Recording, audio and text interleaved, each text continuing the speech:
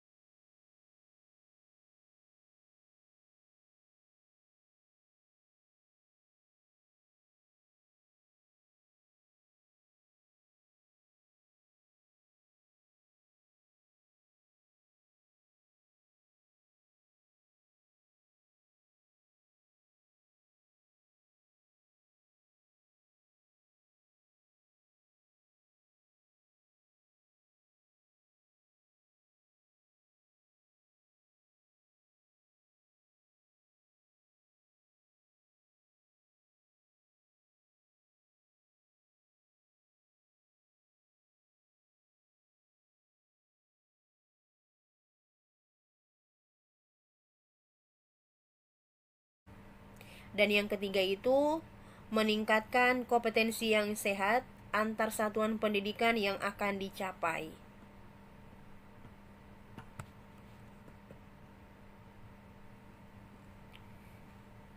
Selanjutnya kita akan membahas tentang landasan KTSP. Di sini landasan KTSP terdiri dari Undang-Undang Nomor 20 Tahun 2003 tentang Sistem Pendidikan Nasional dan Permendiknas Nomor 23 Tahun 2006 tentang Standar Kompetensi Lulusan. Menurut Undang-Undang Nomor 20 Tahun 2003 tentang Sistem Pendidikan Nasional, yang dimaksud pendidikan adalah usaha dasar dan terencana untuk mewujudkan suasana belajar dalam proses pembelajaran agar peserta didik secara aktif mengembangkan potensi dirinya untuk memiliki kekuatan spiritual keagamaan, pengendalian diri, kepribadian, kecerdasan, akhlak mulia, serta keterampilan yang diperlukan dirinya, masyarakat, bangsa, dan negara. Undang-Undang Nomor 23 Tahun 2006 tentang Standar Kompetensi Lulusan yang berisi tentang Peraturan Menteri Pendidikan Nasional tentang Standar Kompetensi Lulusan untuk Satuan Pendidikan Dasar dan Menengah. Dalam pasal 1 yang berisi tentang standar kompetensi lulusan sebagaimana dimaksud, meliputi standar kompetensi lulusan minimal satuan pendidikan dasar dan menengah, standar kompetensi lulusan minimal kelompok mata pelajaran, dan standar kompetensi lulusan minimalnya itu mata pelajaran tertentu. Dan selanjutnya itu kita akan membahas tentang prinsip-prinsip KTSP. Yang pertama itu ada beragam dan terpadu, belajar sepanjang hayat, mengeluh, dan berkesinambungan. Kita akan membahas yang pertama, yaitu beragam dan terpadu. Kurikulum dikembangkan dengan memperhatikan keragaman karakteristik peserta didik, kondisi daerah, jenjang, dan jenis pendidikan, serta menghargai dan tidak diskriminatif terhadap perbedaan agama, suku, budaya, adat istiadat, status sosial, ekonomi, dan gender. Yang kedua, belajar sepanjang hayat. Kurikulum diarahkan kepada proses pengembangan, pembudayaan, dan pemberdayaan peserta didik yang berlangsung sepanjang hayat. Kurikulum mencerminkan keterkaitan antara unsur-unsur pendidikan formal, non-formal, dan informal.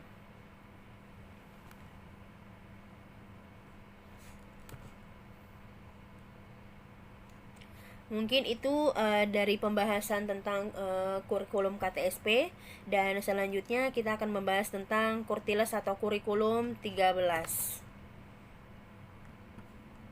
Di sini kita akan membahas yang pertama, yaitu tentang konsep dasar dari kurikulum 2013. Pembelajaran sebagai suatu aktivitas mengorganisasi atau mengatur lingkungan sebaik-baiknya dan menghubungkannya dengan anak didik sehingga terjadi proses belajar yang dimaksud lingkungan di sini adalah ruang belajar, guru, alat peraga, perpustakaan, laboratorium, dan sebagainya yang relevan dengan kegiatan belajar siswa. Yang kedua itu kita akan membahas tentang proses pembelajaran. Di sini ada 3 metode proses pembelajaran dari kurikulum 13, yaitu metode ceramah, metode latihan, dan metode tanya jawab. Kita akan membahas satu-satu tentang metode pembelajaran dari 2013, kurikulum 2013. Di sini kita mengetahui tentang metode pembelajaran adalah cara yang digunakan dalam proses pembelajaran sehingga diperoleh hasil yang optimal. Adapun Adapun berbagai metode pembelajaran yang dapat digunakan pendidik dalam kegiatan pembelajaran antara lain yaitu yang saya sebutkan tadi, yaitu metode ceramah. Kita ada membahas metode ceramah itu contohnya seperti penyampaian materi dari guru kepada siswa melalui bahasa lisan, baik verbal maupun nonverbal yang bisa dimengerti oleh para siswa tersebut. Yang kedua itu tentang metode latihan. Metode latihan ini belajar menyampaikan materi melalui upaya penanaman kebiasaan tertentu sehingga diharapkan siswa dapat menyerap materi secara optimal. Landasan yang harus kita ketahui dalam proses pembelajaran kurikulum 2013. Yang pertama itu filosofis, yuridis, sosiologis, dan fisiologis. Kita akan membahas satu-satu. Yang pertama itu filosofis. Pendidikan berkarakter pada budaya bangsa, kehidupan masa kini, dan pembangunan landasan kehidupan di masa depan. Pendidikan mengembangkan berbagai potensi yang dimiliki peserta didik. Pendidikan membangun berbagai potensi yang dimiliki peserta didik berdasarkan fungsi dan tujuan pendidikan nasional. Maka pengembangan kurikulum haruslah berkarakter pada budaya bangsa, kehidupan bangsa masa kini, dan kehidupan bangsa di masa mendatang. Yang ketiga itu landasan yuridis kurikulum 2013 adalah Pancasila dan Undang-Undang Dasar tahun 1945. Undang-Undang Nomor 20 tahun 2003 tentang Sistem Pendidikan Nasional, Peraturan Pemerintah Nomor 19 tahun 2005. Yang ketiga itu tentang sosiologis. Tiap masyarakat memiliki norma dan adat kebiasaan yang harus dipatuhi. Norma dan adat kebiasaan tersebut memiliki corak nilai yang berbeda-beda. Selain itu, masing-masing dari kita juga memiliki latar kebudayaan yang berbeda. Hal inilah yang menjadi pertimbangan dalam pengembangan sebuah kurikulum, termaksud perubahan tatanan masyarakat akibat perkembangan iptek, sehingga masyarakat dijadikan salah satu asas dalam pembangunan kurikulum, yaitu kebutuhan masyarakat, perubahan dan perkembangan masyarakat. Yang ketiga itu pusat pendidikan. Dan yang terakhir kita akan membahas tentang psikologis. Fisiologis, perkembangan peserta didik. Implikasi dari perkembangan peserta didik terhadap pengembangan kurikulum yaitu setiap anak diberi kesempatan untuk berkembang sesuai dengan bakat, minat, dan kebutuhannya. Setiap pendidikan formal membutuhkan kurikulum untuk mempermudah proses pembelajaran di Indonesia. Ada dua jenis kurikulum yang umum digunakan, yakni kurikulum 2006 atau KTSP.